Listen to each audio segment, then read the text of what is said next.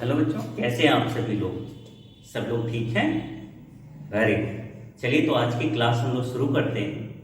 कल के लेक्चर में हम लोगों ने सीखा था total internal reflection of light. आज हम लोग पढ़ने वाले हैं refraction through a spherical surface.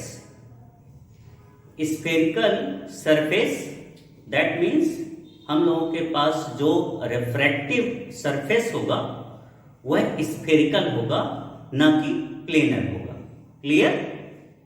तो आज का लेक्चर हम लोग शुरू करते हैं refraction through a spherical surface. Refraction through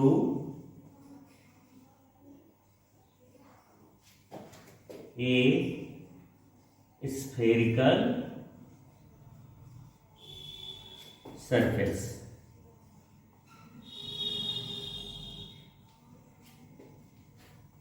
बेटा, जो स्फेरिकल रिफ्रैक्टिंग सरफेस होता है यह के कोई एक स्फीयर का पार्ट होता है जिसका एक सरफेस रिफ्रैक्टिंग होता है। तो spherical refracting surface two type का होता है। It is of two types.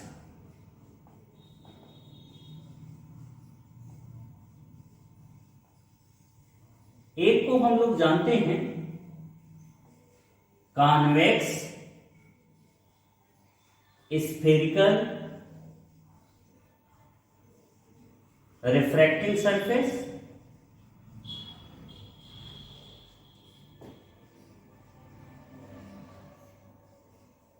और दूसरा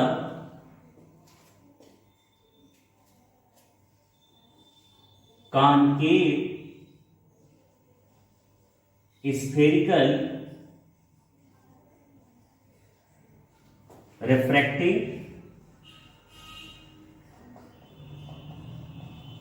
सरफेस। जो हमारा कॉन्वेक्स स्फेरिकल रिफ्रैक्टिंग सरफेस है, तो यहां पे हम एक स्फेरिकल रिफ्रैक्टिंग सरफेस लेंगे जिसमें दो मीडिया होगा। एक मीडिया जहां पे ऑब्जेक्ट रखा होगा और दूसरा मीडिया जो रिफ्रैक्टिंग सरफेस का होगा, रिफ्रैक्टेड मीडियम का होगा। उस मीडियम में या तो इमेज बनेगी या तो फिर उस ऑब्जेक्ट की इमेज पहले ही मीडियम में बनेगी। तो हम लोगों को कॉन्वेक्स और कॉनकेव स्फेरिकल रिफ्रैक्टिंग सरफेस की सहायता से किसी ऑब्जेक्ट की इमेज बनानी है। तो इन दोनों टर्म में क्या टर्मिनोलॉजी है वो हम लोग समझते हैं। ओके, अब कॉन्वेक्स स्फेरिकल रिफ्रैक्टिंग सरफेस की बात करें तो बेटा,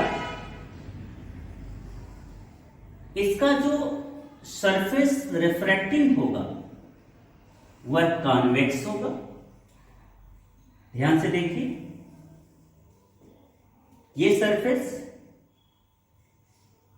कॉन्वेक्स है,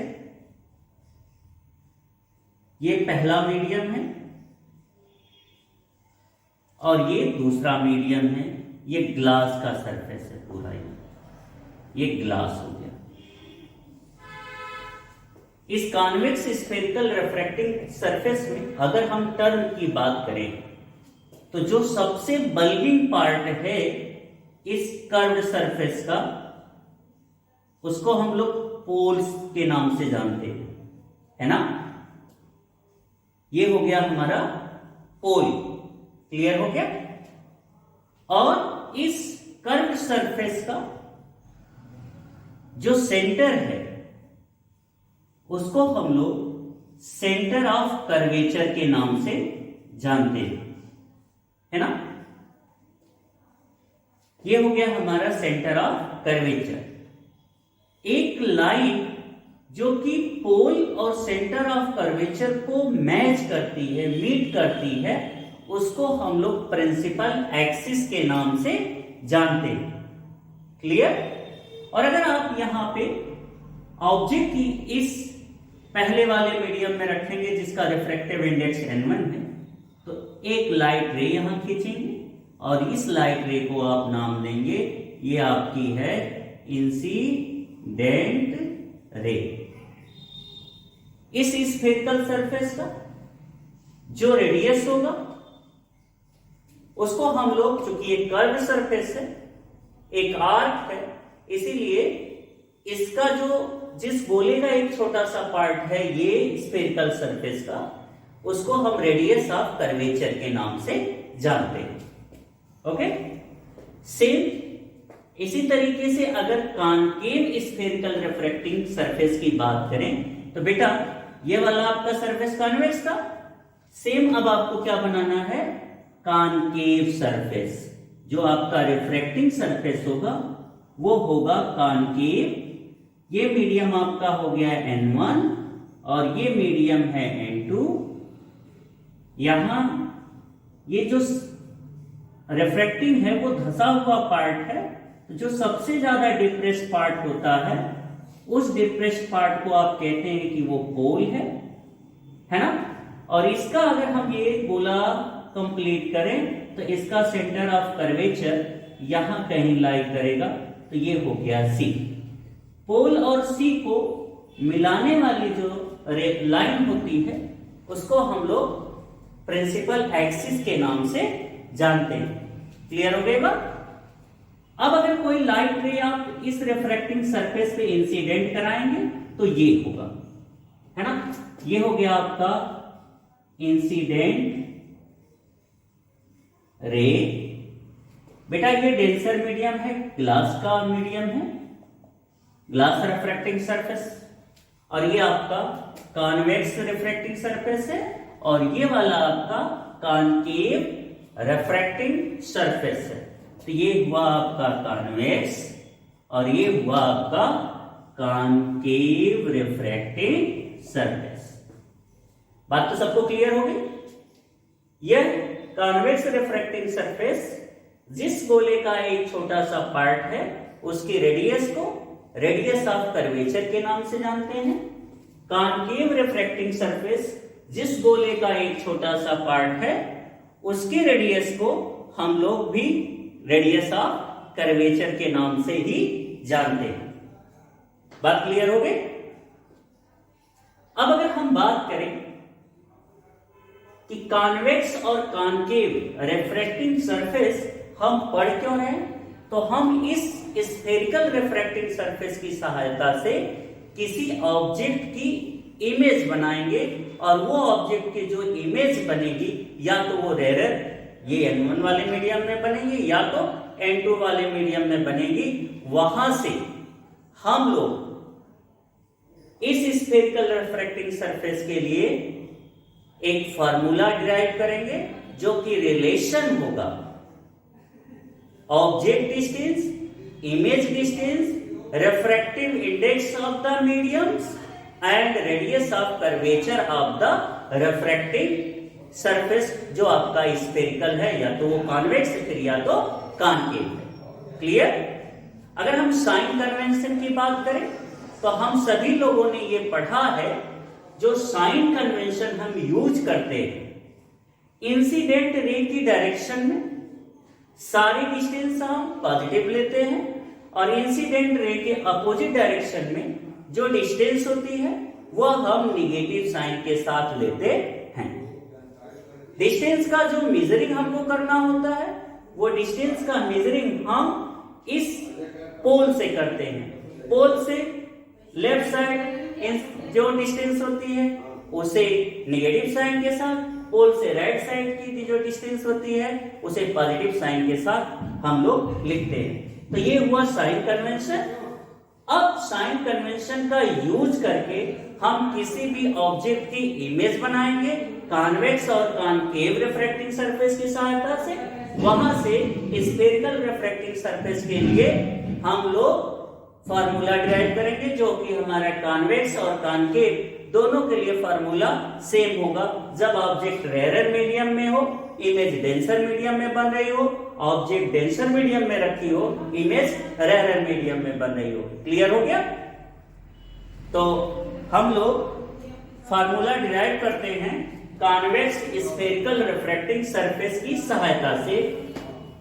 कोई ऑब्जेक्ट है, ऑब्जेक्ट की जब हम इमेज बनाते हैं कॉन्वेक्स रिफ्रैक्टिंग सरफेस से या कॉनकेव रिफ्रैक्टिंग सरफेस से, तो इसमें हम लोगों को थोड़ी सी हाइपोथेसिस करनी पड़ती है।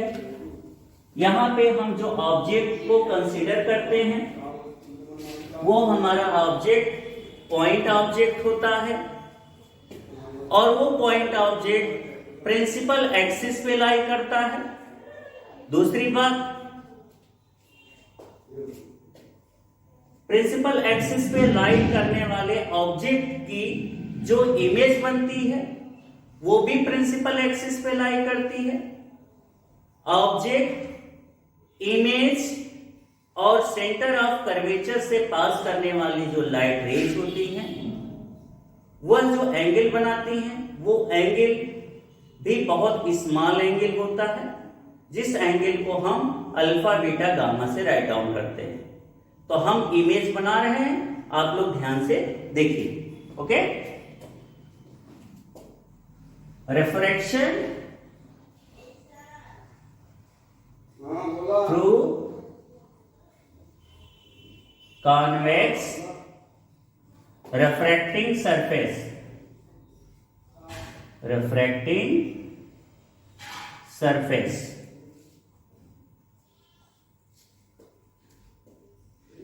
ये हो गया आपका, ध्यान से देखिए, ये हुआ कॉन्वेक्स सरफेस और ये हो गई डेंसर मीडियम। यहां से आपने प्रिंसिपल एक्सिस खींच लिया, ये हो गया पोल, इस मिरर का है ये सेंटर ऑफ कर्वेचर। ओके, ये आपका है ग्लास मीडियम जो कि डेंसर मीडियम है, इसका रिफ्रैक्टिव इंडेक्स N2 है। ये पहला मीडियम है, इसका रिफ्रैक्टिव इंडेक्स N1 है, रेयर मीडियम। एक ऑब्जेक्ट जो कि प्रिंसिपल एक्सिस पे हम लोगों ने पुट कर दी, ठीक है। यहां पे हमने एक ऑब्जेक्ट रखी, ऑब्जेक्ट का नाम दिया O, चूंकि हमने बताया ही आपसे कि ऑब्जेक्ट हम लोग पॉइंट ऑब्जेक्ट रखेंगे। अब इस पॉइंट ऑब्जेक्ट से लाइट रे इस प्रिंसिपल एक्सिस से अल्फा एंगल बनाते हुए एक लाइट रे ड्रॉ करते हैं, जो कि इस कॉन्वेक्स रिफ्रैक्टिंग सरफेस से M पॉइंट पे आकर के टकराती है, पॉइंट ऑफ इंसिडेंस हो गया। अब अगर हम इस पॉइंट M पर नॉर्मल ड्रॉ करें इस कॉन्वेक्स रिफ्रैक्टिंग सरफेस से, तो जो नॉर्मल होगा वो नॉर्मल सेंटर ऑफ कर्वेचर से पास करेगा, क्योंकि स्फेरिकल सरफेस पे जो परपेंडिकुलर लाइन आप ड्रॉ करेंगे वो C से पास करेगा। क्लियर होगी बात? ठीक है, वेरी गुड। अब ये हुआ आपका नॉर्मल। बेटा अगर हम कहें कि ये नॉर्मल के साथ इंसिडेंट रे जो एंगल बना रही है वो ये इंसिडेंट एंगल है, तो लाइट रे क्या होगी? जब रेयर से डेंसर मीडियम में जाएगी it bends towards the normal. जब लाइट रे नॉर्मल की तरफ बेंड होगी टुवर्ड्स द नॉर्मल, तो अब ये लाइट रे यहां पे प्रिंसिपल एक्सिस को कट तो करेगी नहीं, इस वजह से हमें इस लाइट रे को पीछे बढ़ाना पड़ेगा। और जब हम इस लाइट रे को पीछे बढ़ाएंगे तो पीछे बढ़ाने पर प्रिंसिपल एक्सिस को जिस पॉइंट पर ये कट करेगी उसी पॉइंट पर इस पॉइंट ऑब्जेक्ट की पॉइंट इमेज बनेगी, ठीक है। अब M पॉइंट से हम इस प्रिंसिपल एक्सिस पे परपेंडिकुलर ड्रॉ कर देते हैं, इस परपेंडिकुलर को L लिख देते हैं, ठीक है। MN हो गया परपेंडिकुलर ऑन प्रिंसिपल एक्सिस। ध्यान से देखिए, प्रिंसिपल एक्सिस के साथ जो ऑब्जेक्ट इंसिडेंट रे एंगल बनाती है, उसे अल्फा से हम डिनोट करते हैं। इमेज, ये वाली जो लाइट रे, रिफ्रैक्टेड लाइट रे होती है, वो प्रिंसिपल एक्सिस के साथ जो एंगल बनाती है उसको हम बीटा एंगल से कहते हैं। और जो नॉर्मल हम ड्रॉ करते हैं और नॉर्मल सेंटर ऑफ कर्वेचर से पास करता है, ये गामा कहलाता है। क्लियर हो गया?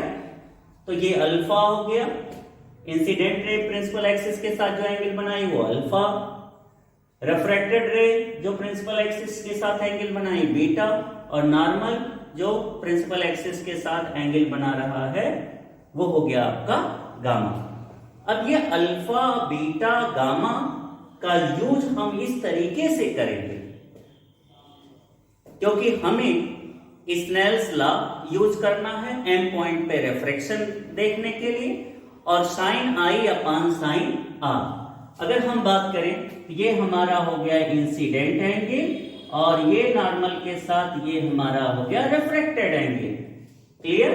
तो आई और आर का यूज स्नेल्स लॉ में करेंगे, और स्नेल्स लॉ स्मॉल एंगल के लिए हम जब वेरीफाई करेंगे तो वहां से हमारा रिलेशन बन करके आएगा किसके बीच में? रिफ्रैक्टिव इंडेक्स के बीच में, रेडियस ऑफ कर्वेचर के बीच में, ऑब्जेक्ट की जो पोल से डिस्टेंस है u के बीच में, इमेज की जो पोल से डिस्टेंस है v के बीच में, और पोल से सेंटर ऑफ कर्वेचर की जो डिस्टेंस है उस r के टर्म में। तो u, v, r, n1 और n2 के टर्म में हम लोग एक रिलेशन पाएंगे। तो हम रिफ्रैक्शन का पूरा फिनोमेना डेरिवेशन न करके हम आपको फार्मूला बता रहे हैं और उसका एप्लीकेशन कराएंगे। ठीक है? तो यहां पे अगर आप यूज करेंगे, जो n1 है वो क्या है? Refractive index of incident ray medium, और n2 क्या है? रिफ्रैक्टिव इंडेक्स ऑफ रिफ्रैक्टेड रे मीडियम। यहां पे बेटा जब हम लोग u, v,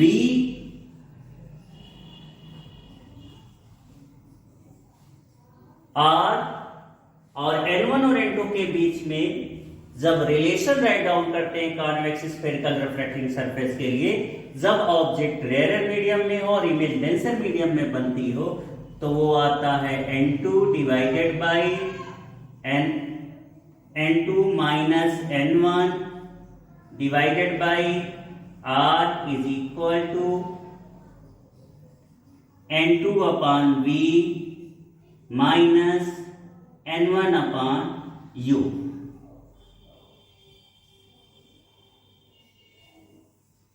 फार्मूला ध्यान से देखिए, n2 minus n1 divided by r is equal to n2 upon v minus n1 upon u। ठीक है?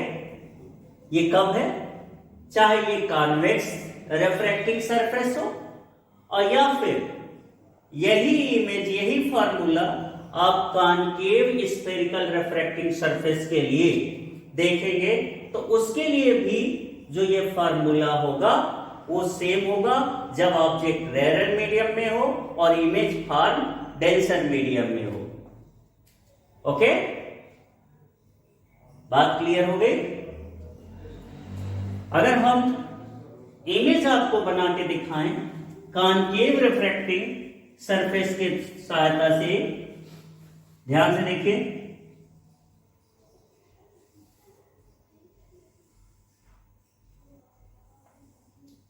ये आपका हो गया concave refracting surface.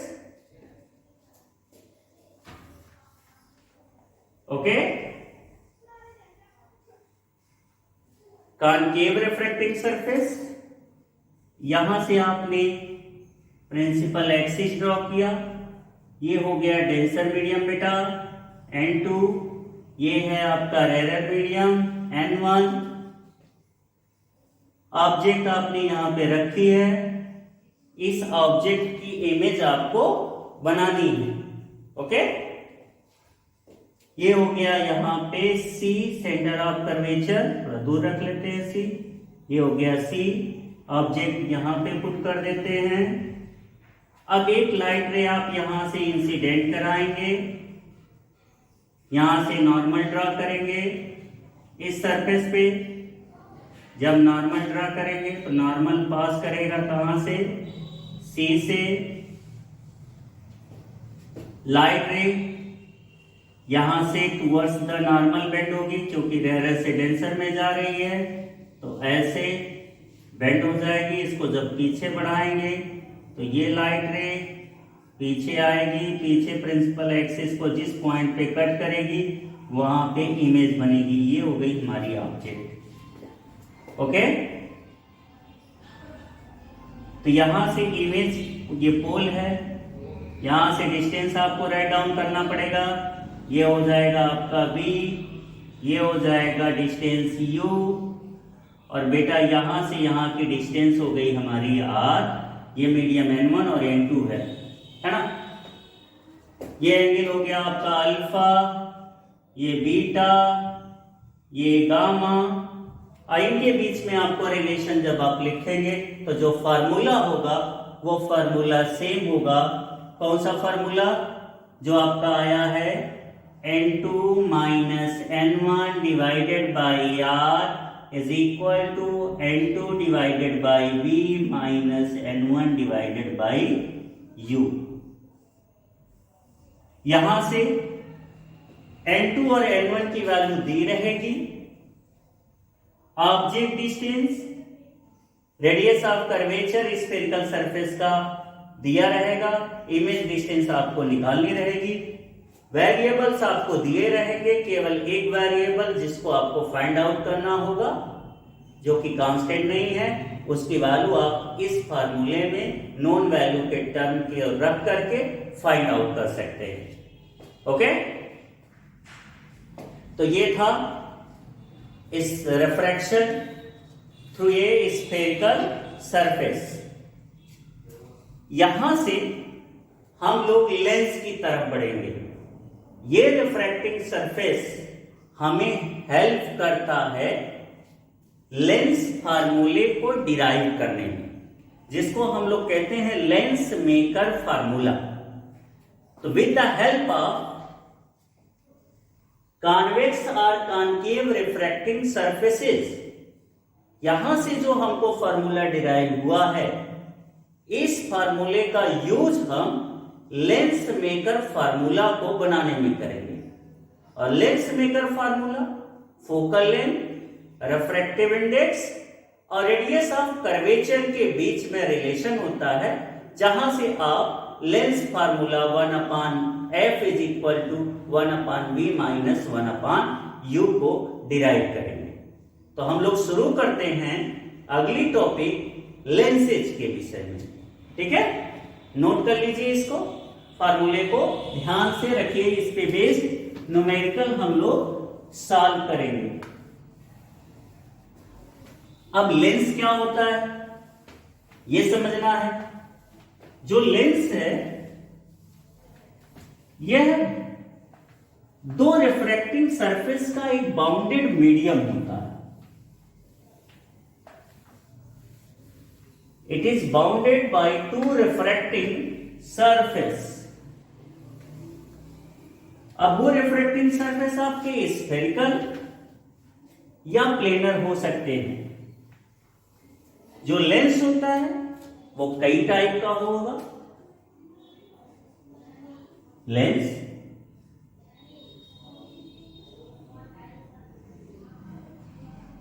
A refractive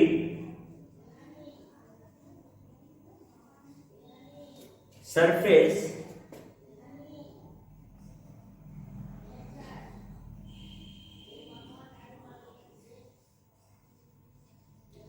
which is bounded by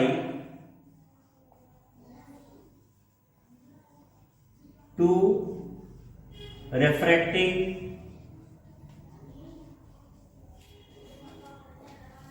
surfaces. In refracting surfaces में at least one surface is spherical. कम से कम एक surface spherical होगा, या तो फिर दोनों सरफेस आपका जो है स्फेरिकल होगा। तो जो लेंस होता है वो दो रिफ्रैक्टिंग सरफेसेस द्वारा बाउंडेड होता है और कम से कम एक स्फेरिकल सरफेस होता है लेंस में। ध्यान से देखिए, अगर हम बात करें मेनली तो हमको बाई कॉन्वेक्स लेंस, ये जो लेंस है इसको हम लोग नाम देते हैं बाई कॉन्वेक्स लेंस या फिर सीधे कॉन्वेक्स लेंस। दो रिफ्रैक्टिंग सरफेस है, दोनों रिफ्रैक्टिंग सरफेस बीच में बल्गिंग है और दोनों कॉन्वेक्स हैं, इसीलिए इसको बाई कॉन्वेक्स लेंस कहें या फिर सिंपल में कॉन्वेक्स लेंस कह सकते हैं। इसी तरीके से एक सरफेस अगर इसका कॉन्वेक्स है और दूसरा सरफेस प्लेन है तो इसको बोलते हैं हम लोग plano convex lens.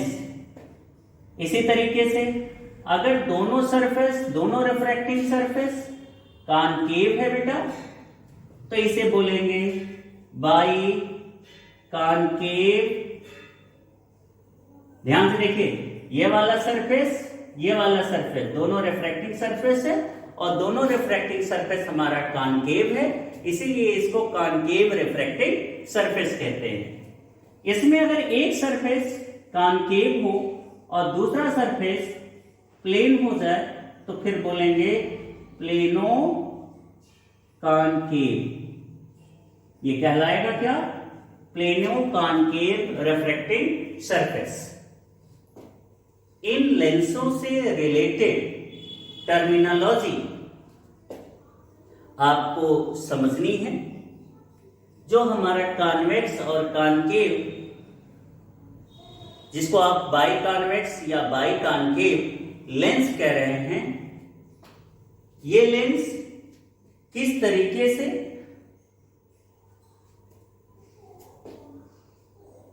Image form करते हैं। इन लेंसों की फोकल लेंथ, प्रिंसिपल फोकस और सेकेंड फोकस की चर्चा हम लोग करेंगे। तो ध्यान से देखिए, प्रिंसिपल फोकस क्या होता है। प्रिंसिपल फोकस मीन्स अगर कोई ऑब्जेक्ट इन्फिनिटी पे रखी हो, कहां पे रखी हो? इन्फिनिटी पे रखी हो, और इन्फिनिटी पे रखी हुई ऑब्जेक्ट की इमेज लेंस जिस पॉइंट पे बनाता है उसको हम लोग कहते हैं लेंस का फर्स्ट फोकस। क्लियर? कौन सा फोकस कहते हैं? Principal focus. इट मींस ये होगी आपकी प्रिंसिपल एक्सिस, यहां पे एक टर्म है ऑप्टिकल सेंटर, दो पोल इसके होंगे, दो रेडियस ऑफ कर्वेचर होंगे लेंस के। तो ध्यान से पहले देख लेते हैं, फिर टर्मिनोलॉजी आपको समझाते हैं। प्रिंसिपल फोकस है क्या? प्रिंसिपल एक्सिस के पैरेलल आने वाली लाइट रेज लेंस से रिफ्रैक्शन के बाद जिस पॉइंट से होकर के पास करते हैं या प्रिंसिपल एक्सिस को जिस पॉइंट पे कट करते हैं, वह पॉइंट प्रिंसिपल फोकस कहलाता है। प्रिंसिपल एक्सिस के पैरेलल आने वाली लाइट रेज लेंस से रिफ्रैक्शन के बाद प्रिंसिपल एक्सिस के जिस पॉइंट पे मीट करती हुई अपीयर होती हैं वह उस लेंस का फर्स्ट फोकस कहलाता है। ओके, बात क्लियर हो गई? First focus. यहां पे बच्चों इस लेंस जो हमारा बाई कॉन्वेक्स लेंस है, बाई कॉन्केव लेंस है, इसके radius of curvature, poles, centre of curvature के विषय में हम लोग थोड़ा सा देख लेते हैं। ठीक है, लेंस के विषय में लेंस की जो टर्मिनोलॉजी होगी उसको ब्रीफ स्टडी किया जाएगा। जो आपका कॉन्वेक्स लेंस है, कॉन्केव लेंस है, इसमें हम आपको बता देते हैं ये वाला पॉइंट जो है ये कहलाता है ऑप्टिकल सेंटर। ये कॉर्नर पे है पोल P1 और P2, इसको लिख सकते हैं, दोनों लेंस है। ये कॉन्वेक्स लेंस जिस गोले के, ये स्फेरिकल टर्म है ना, एक इस गोले का पार्ट ये वाला काटा गया है और इस गोले का पार्ट ये वाला काटा गया है। ध्यान से देखिए, ये आपका है लेंस, ठीक, और ये वाला पोर्शन है जिस स्फेरिकल सरफेस का यह रिफ्रैक्टिंग सरफेस आपने लिया है। तो यहां से आपने लाइन खींच दी, ये इस गोले का सेंटर है, ये इस गोले का सेंटर है, C1 और C2। इस गोले की जो रेडियस है उस रेडियस को हम लोग, ये पहला सरफेस है रिफ्रैक्टिंग सरफेस, इसीलिए इसकी रेडियस को आप यहां पे मान लीजिए लाइट सबसे पहले अगर यहां से इंसिडेंट होती है तो इस वाले सरफेस पे आके गिरेगी, और इस वाले सरफेस पे जब आके गिरेगी तो इट मींस ये पहला रिफ्रैक्टिंग सरफेस है, और पहला रिफ्रैक्टिंग सरफेस आपका जो होगा उसकी जो रेडियस होगी उसको रेडियस ऑफ कर्वेचर R1 के नाम से जानेंगे। दूसरे रिफ्रैक्टिंग सरफेस की जो रेडियस होगी उसको radius of curvature of second refracting surface R2 के नाम से लिखेंगे। ठीक है, तो जो हमारा लेंस होता है इसमें आपको दो रेडियस ऑफ कर्वेचर मिलते हैं, क्योंकि दोनों स्फेरिकल सरफेसेस होते हैं।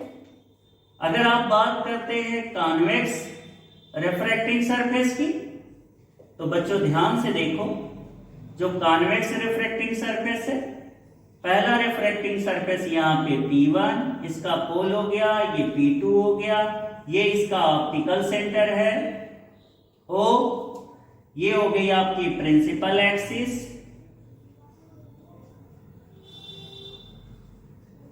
ठीक। इस लेंस से अब आप जब रिफ्रैक्शन देखेंगे तो लाइट सबसे पहले इस वाले रिफ्रैक्टिंग सरफेस पे आएगी। अगर आप इसको नाम देते हैं X Y, तो X P1 Y वाला ये रिफ्रैक्टिंग सरफेस हो गया। इस रिफ्रैक्टिंग सरफेस का जो सेंटर ऑफ कर्वेचर है वो C1 यहां मान लेते हैं, और इस रिफ्रैक्टिंग सरफेस का जो रेडियस होगा वो रेडियस हम R1 से लिखेंगे। और दूसरा रिफ्रैक्टिंग सरफेस है, ये जिस गोले का पार्ट है उसका सेंटर यहां पे लिख देते हैं, वो C2 लिख देते हैं, और इसका जो रेडियस होगा वह रेडियस R2 से होगा। ठीक है, सेम इसी तरीके से अगर हम बात करते हैं कॉनकेव सरफेस की, तो कॉनकेव सरफेस जो रिफ्रैक्टिंग सरफेस है वो आपका वो, ध्यान से देखो बेटा, ये रिफ्रैक्टिंग सरफेस आपने बाई कॉनकेव लेंस के बना लिए हैं। ये प्रिंसिपल एक्सिस, ये हो गया पोल P1, ये पोल P2, ये ऑप्टिकल सेंटर। यहां पे इस वाले रिफ्रैक्टिंग सरफेस, ये पहला आपका रिफ्रैक्टिंग सरफेस है, तो जब लाइट इंसिडेंट होगी तो इस वाले रिफ्रैक्टिंग सरफेस पे पड़ेगी और इस वाले रिफ्रैक्टिंग सरफेस का जो सेंटर है वो सेंटर ऑफ कर्वेचर C1 इधर है और दूसरा रिफ्रैक्टिंग सरफेस ये है, इसका सेंटर ऑफ कर्वेचर इधर है। इस रिफ्रैक्टिंग सरफेस की जो रेडियस है ये हो गया रेडियस ऑफ कर्वेचर, इसको R1 से लिखेंगे, और इस वाले रिफ्रैक्टिंग सरफेस की जो रेडियस है उस रेडियस ऑफ कर्वेचर को आप R2 से राइट डाउन करेंगे। ठीक है, ये वाली जो डिस्टेंस है ये स्फीयर की रेडियस है, स्फेरिकल सरफेस है ना, कर्व सरफेस आर्क है ये।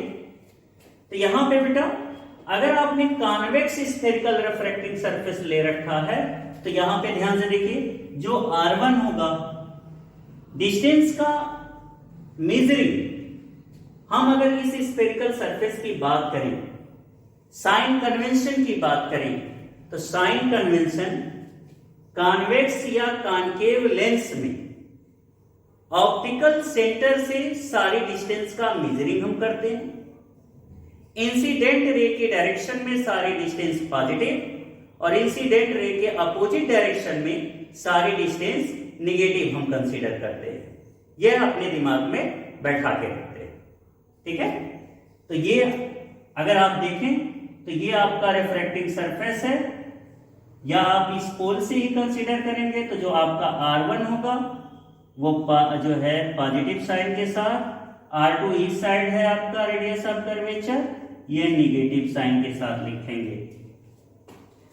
और इसमें R1 कंसीडर करेंगे तो R1 किस साइन के साथ होगा, लेफ्ट साइड है, R1 निगेटिव साइन के साथ होगा, R2 राइट साइड है, तो रेडियस ऑफ कर्वेचर अगर साइन के रूप में लिखा जाएगा कॉनकेव स्फेरिकल रिफ्रैक्टिंग सरफेस में R2 जो है पॉजिटिव साइन के साथ लिखा जाएगा। ठीक है, इतनी बात समझ में आ गई। R1 और R2 की वैल्यू क्लियर हो गई सबको कि R1 किस साइन के साथ, R2 किस साइन के साथ है। ठीक है, तो हम लोग अब स्टडी करने वाले हैं लेंस मेकर फार्मूला। जो लेंस का फार्मूला होता है वह लेंस मेकर फार्मूला द्वारा हम फाइंड आउट करते हैं, और लेंस मेकर फार्मूला कॉन्वेक्स और कॉनकेव रिफ्रैक्टिंग सरफेस द्वारा बनाई गई इमेज जो होती है और उस रिफ्रैक्टिंग सरफेस के फार्मूले का यूज करके डिराइव किया जाता है। ठीक है, तो शुरू करते हैं lens maker formula.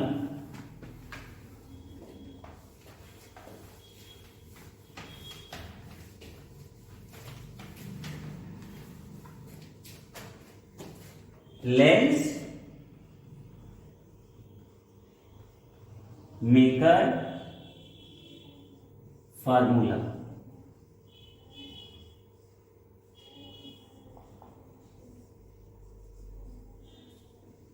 Lens maker formula है क्या बेटा? Lens maker formula, it is the relation between focal length of a lens, refractive index of the lens, also radii of curvature of the lens।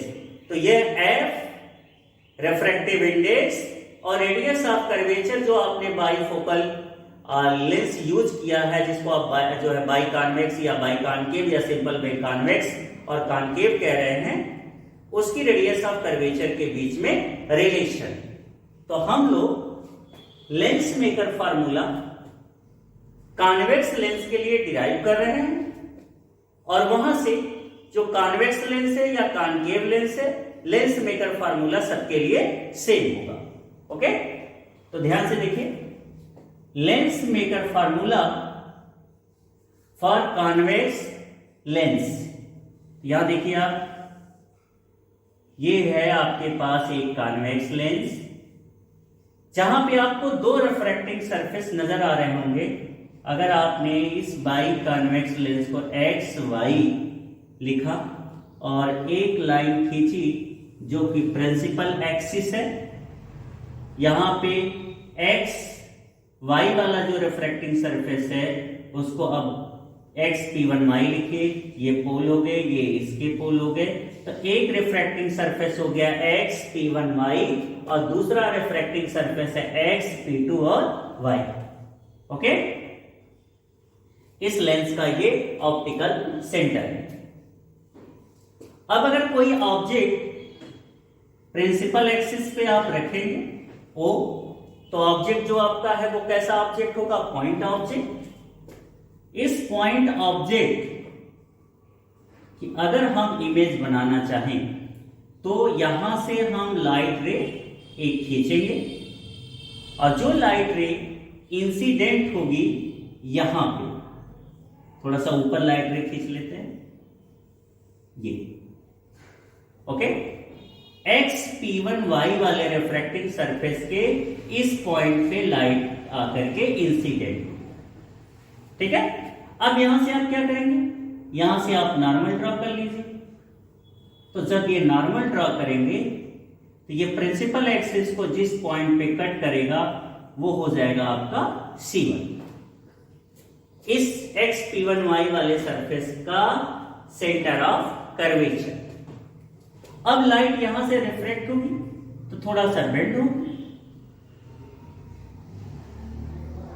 ये bend हो गई, क्योंकि बीच का medium uniform है तो वहां पे लाइट के पाथ में कोई डेविएशन नहीं आएगा जब तक कि लाइट इस पॉइंट से इस पॉइंट, मान लीजिए इस पॉइंट को M आप लिखते हैं और दूसरा रिफ्लेक्टिंग पॉइंट आपने N मान लिया।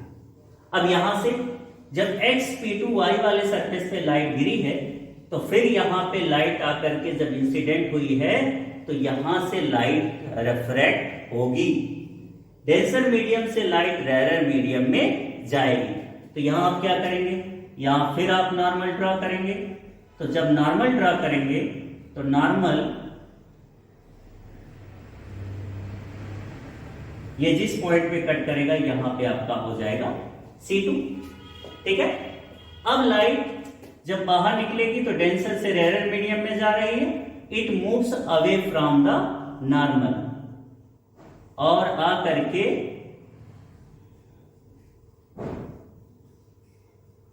प्रिंसिपल एक्सिस को जिस पॉइंट पे कट करेगी वहां पे उस ऑब्जेक्ट की इमेज बन जाएगी, है ना। मान लेते हैं XP2Y रिफ्रैक्टिंग सरफेस अगर ना होता तब ये लाइट यहां से बेंड नहीं होती, M वाले पॉइंट से जब बेंड होती, ये रिफ्रैक्टिंग सरफेस ना होता तो ये लाइट रे सीधे आगे बढ़ जाती और आगे जाकर के प्रिंसिपल एक्सिस को जिस पॉइंट पे कट करती वह ऑब्जेक्ट O की इमेज होती, है ना। तो ये इमेज किस तरीके से बन रही है ध्यान से देखिए। ये आपका पॉइंट ऑब्जेक्ट है, पॉइंट ऑब्जेक्ट की इमेज XP1Y रिफ्रैक्टिंग सरफेस किस पॉइंट पे बनाता है? I डैश पे बना रहा है और यह I डैश जो इमेज बनी है XP1Y वाले सरफेस से दूसरे सरफेस, दूसरा रिफ्रैक्टिंग सरफेस जो आपका XP2Y है, उस रिफ्रैक्टिंग सरफेस के लिए यह ऑब्जेक्ट कैसा काम करेगा? वर्चुअल ऑब्जेक्ट का काम करेगा और इस वर्चुअल ऑब्जेक्ट की image XP2Y refracting surface point I पर बनाता है, ओके। और ये इमेज रियल, इन्वर्टेड और पॉइंट साइज की होती है, ठीक है। ध्यान से फिर से सुन लीजिए। पॉइंट ऑब्जेक्ट O की इमेज XP1Y वाला रिफ्रैक्टिंग सरफेस I डैश पे बनाता है और इस I डैश को हम वर्चुअल ऑब्जेक्ट के टर्म में ट्रीट करेंगे फॉर XP2Y सरफेस के लिए, और जिसकी XP2Y surface final image I पर बनाता है, ओके। अब यहां पे ध्यान से देख लीजिए, रिफ्रैक्टिंग सरफेस का हम अलग अलग सेपरेट करके ये इमेज का फॉर्मेशन आपको दिखा सकते हैं, और जब ये अलग अलग आप फॉर्मेशन देखेंगे तब आप समझेंगे कैसे ये कॉन्वेक्स लेंस इमेज बना रहा और फिर रिफ्रैक्टिंग सरफेस का यूज करेंगे। ध्यान से देखिए, अगर हम बात करें ये हमारा एक्स P1 y वाला जो सरफेस है, ये आपका सरफेस है, ऑब्जेक्ट ऐसे थी, ये एक्स P1 y, यहां पे पॉइंट ऑब्जेक्ट है, लाइट इस पे आके गिरी है, यहां पे आपने नॉर्मल ड्रा किया है, ये नॉर्मल आकर के कहां पे है, C1 पे, और यहां से लाइट टू बेंड हुई है टुवर्ड्स द नॉर्मल, और ये आकर के इस पॉइंट पे I डैश, इस ऑब्जेक्ट की इमेज ये कहां पे बना है, I डैश पे बना है। अब ये I डैश क्या करेगा, ये I डैश इमेज जो बना है एक्स P1 y सरफेस द्वारा, ये एक्स P2 y सरफेस के लिए वर्चुअल ऑब्जेक्ट का काम करेगा, और इस वर्चुअल ऑब्जेक्ट की जो फाइनल इमेज है वो I पर बनी है।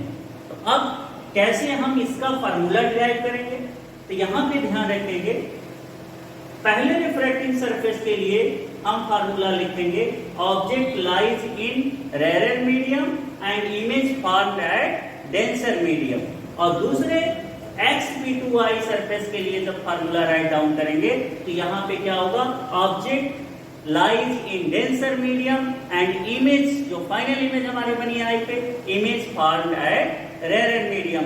फिर ये फार्मूला लिखने के बाद दोनों फार्मूले को हम सम कर देंगे, सम करने के बाद हमारे पास जो फार्मूला रेडियस ऑफ कर्वेचर के और रिफ्रैक्टिव इंडेक्स के टर्म में और फोकल लेंथ के टर्म में आएगा, उसे हम ध्यान से देखेंगे।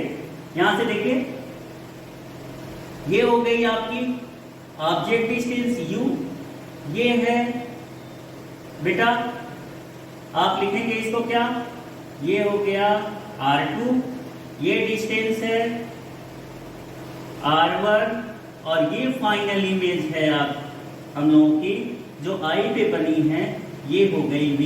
अगर आप I डैश के लिए राइट डाउन करते हैं तो ये आप राइट डाउन कर लीजिए v डैश, ठीक है। तो x P1 y and x P2 y refracting surface से refraction through spherical refractive surface का फार्मूला यूज करिए। अगर आप x P1 y वाले सरफेस के लिए लिखना चाहते हैं तो क्या लिखेंगे, हम डायरेक्ट फार्मूला राइट डाउन कर रहे हैं, फिर उसको एलेबोरेट कर दे रहे हैं, ठीक है।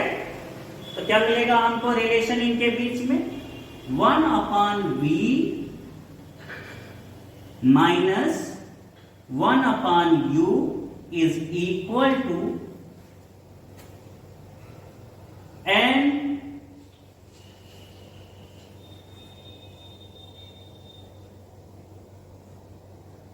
n1 2 minus 1 in bracket 1/r1 minus 1/r2। ये किसके टर्म में है बेटा, 1/v minus 1/u is equal to 1n2 minus 1 bracket, दूसरे ब्रैकेट में 1/r1 माइनस 1/r2। यहां बेटा हियर 1/v माइनस 1/u को हम लोग क्या लिख सकते हैं, 1/f, जहां पे f क्या है, f हो गया फोकल लेंथ ऑफ लेंस, जो हमने कॉन्वेक्स लेंस यूज किया है इसकी फोकल लेंथ f है, ठीक है। तो अब जो फार्मूला लिखेंगे 1/f इज इक्वल टू, ध्यान से देखिए, n minus 1 in bracket 1/r1 minus 1/r2। इस फार्मूले पे बेस्ड क्वेश्चन हमारे नीट के एग्जाम में बार बार पूछे जाते हैं, इसीलिए इस टॉपिक को आप लोग बहुत सीरियसली स्टडी करिए, ठीक है। तो जो आपका लेंस मेकर फार्मूला आया है वो क्या है, 1/f is equal to n minus 1 bracket, दूसरे ब्रैकेट में 1/r1 माइनस 1/r2। बेटा यहां पे ध्यान से देखिए, जो ये 1n2 है इसका मतलब क्या है, n2 डिवाइडेड बाई n1, दूसरे मीडियम का रिफ्रैक्टेड मीडियम का रिफ्रैक्टिव इंडेक्स अपॉन जिस मीडियम में ऑब्जेक्ट रखी है उस मीडियम का रिफ्रैक्टिव इंडेक्स। और जब रिफ्रैक्टिव इंडेक्स की बात करते हैं that means absolute refractive index का टर्म हम लोग लिख रहे होते हैं। ठीक है, तो 1/f is equal to n minus 1 1/r1 minus 1/r2। यहां से अगर हम लेंस फार्मूले की बात करें, थिन लेंस फार्मूले की बात करें, तो जो थिन लेंस फार्मूला है बेटा, यहां पे देखिए जब कंपेयर करेंगे आप इन दोनों इक्वेशन को, जहां पे आपने कहा था कि 1/v माइनस 1/u को हम 1/f राइट डाउन कर लेते हैं, तो 1/f बराबर हो गया 1/v माइनस 1/u, जिसको हम लोग बोलते हैं लेंस फार्मूला। कौन सा फार्मूला है? थिन लेंस फार्मूला है ये। हम लोग थिक लेंस फार्मूले को नहीं स्टडी कर रहे हैं। क्यों? थिक लेंस फार्मूले में 6 कार्डिनल पॉइंट होते हैं जिनकी सहायता से हम इमेज बनाते हैं, और जबकि थिन लेंस फार्मूले में हमारे पास 2 ही पॉइंट होते हैं जिनकी सहायता से हम लोग इमेज बनाते हैं, जैसे कि केवल 2 फोकल पॉइंट होता है। लेकिन थिक लेंस में 2 फोकल पॉइंट, 2 प्रिंसिपल पॉइंट और 2 नोडल पॉइंट होता है। इन 6 पॉइंटों की सहायता से हमें इमेज बनानी पड़ती है। तो इसलिए हम लोग थिन लेंस का जो फार्मूला ड्राइव किए हैं वह 1/v minus 1/u is equal to 1/f है। इसी लेंस मेकर फार्मूले का यूज करके हमने थिन लेंस फार्मूला ड्राइव किया है, जो कॉन्वेक्स और कॉनकेव दोनों लेंस के लिए वैलिड है। यही लेंस फार्मूला है दोनों लेंस का। अब इससे रिलेटेड जो न्यूमेरिकल हमारे एग्जाम में पूछे गए वो हमको समझने हैं और सॉल्व करने हैं। ठीक है, तो इतना आप लोग आज स्टडी करिए और इससे रिलेटेड न्यूमेरिकल हम सॉल्व कराते हैं आपको। ओके।